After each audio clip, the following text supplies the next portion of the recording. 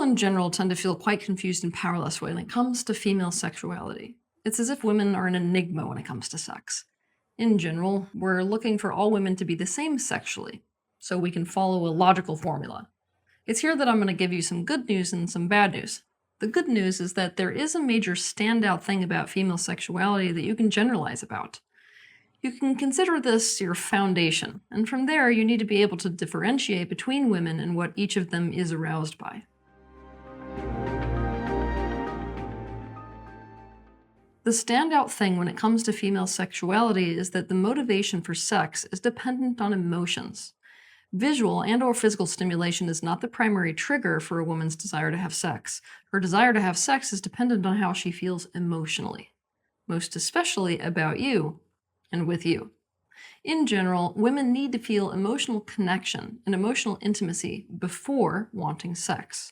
This fosters a sense of security and safety because sex can and does lead to serious vulnerabilities for women. Some of these vulnerabilities are emotional, such as attachment, and some of these vulnerabilities are physical, such as pregnancy risk. And something that you probably don't know is that on a spiritual level, there must be strong polarization to create the kind of attraction that gives rise to incredible sex. There must be two opposite poles. The positive sexual pole for a woman is the heart area, the emotional center. This positive sexual pole has to be awakened and stimulated in order to really activate the yoni, which, if you don't know, is the Sanskrit word for vulva and vagina, so that it welcomes you and lets you in. The way to actually get a woman in the mood to have sex with you is to take charge of her emotional experience, especially the emotional experience she is having with you. Women tend to be very responsive by their very nature. They're emotionally responsive to whether you were there for her when she needed you earlier in the day or whether you prioritize something else. They're responsive to whether you're forgetting one of your responsibilities for the fourth time in a row and putting her in the position to have to do it herself or nag you about it, or not. They're emotionally responsive to whether you are demonstrating that you are attuned to her body and her turn-ons, or are in your own world doing what you think you should do with a woman in general. They're emotionally responsive to whether you have bad hygiene and to what that may mean about you as a person and about how safe she is around you because of it. They're emotionally responsive to whether you take time to figure out what makes her aroused and lead her there, or whether you just expect her to be ready for it because you wanted her sexually. They're emotionally responsive to whether you are speaking and moving in a confident way or whether you are speaking and moving in a way that suggests you're super insecure and therefore can't provide great containment. They're emotionally responsive to whether you ogle and talk about other women or whether you act in a way that makes her feel like what you desire is her. You get the point, right?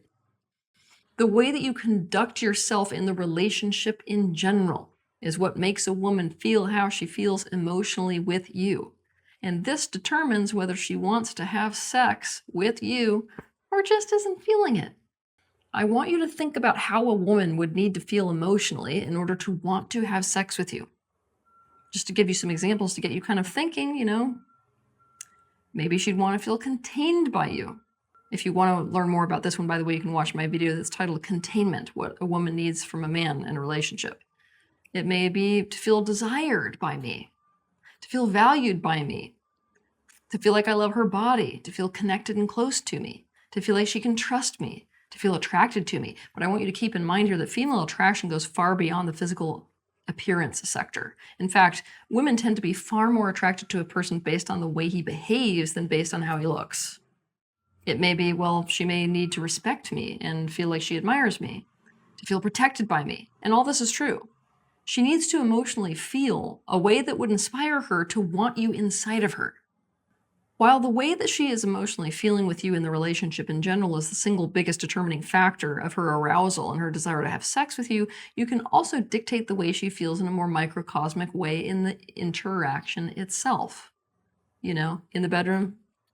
You can focus on making a woman feel a certain way in the relationship in general, and you can also focus on making a woman feel a certain way when you want to arouse her so as to engage in sex. For example, I could do things in my day-to-day life that would make a woman feel like I value her. I could also do the things that make her feel valued in the bedroom in order to arouse her. Women tend to have a responsive desire when it comes to sex, meaning that rather than the desire just spontaneously showing up, it comes after arousal begins. This means you can help her to get there. When it comes to women in general, it's a really good idea to accept that in order for her to desire to have sex with you in the way that you want her to desire it, she needs to be aroused first. Plenty of women have sex when they are not aroused and are not actually emotionally feeling what's necessary to be aroused. And guess what? This is also largely down to emotions. For example, wanting that attention, a sense of being desired, a sense of it enhancing security in the relationship, a sense of wanting to express love to her partner, a sense of closeness with the person, a sense of her partner being pleased and thus enhancing her feeling of approval, relational security, and belonging.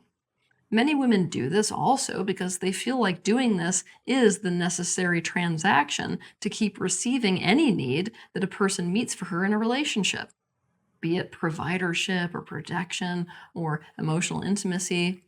Some women do it simply to avoid perceived negative consequences. Human beings are complex because we do not simply use sex for reproduction or for physical pleasure. Instead, sex serves many functions, like a lot. In fact, people have hundreds of observable and studyable distinct reasons for having sex. Even the core of what each woman is individually most aroused by is down to emotions, even though this is where you start to see some serious variability between one woman's sexuality and the next. Everyone has a unique sexuality, and each person's unique sexuality is a direct reflection of their deepest traumas and deepest desires. And I'm not just talking about desires in the bedroom. I'm talking about desire in their life in general. What you get out of the specific sexual experience that really gets you aroused is in fact something emotional. Everyone has a thing sexually. We could call this a fetish. But some people's thing isn't what society would ever traditionally call a fetish. This is why unless you have a traditional fetish, it's often very hard for people to figure out what their thing is. Identifying what uniquely arouses the woman in your life so that you can identify the emotional component inherent in that thing is the key to being not only the best sex she ever had in her life person, but also the best relationship she ever had in her life person. If you want to learn more about this, by the way, I really suggest that you watch my video that's titled Decode What Your Sexuality Says About You. Women are sexual beings. They can derive deep levels of pleasure out of sex, provided that you understand that the foundation of a woman's sexuality is how she emotionally feels, and provided that you put the time and energy into understanding the unique intricacies and specifics of the woman in your life. Have a good week.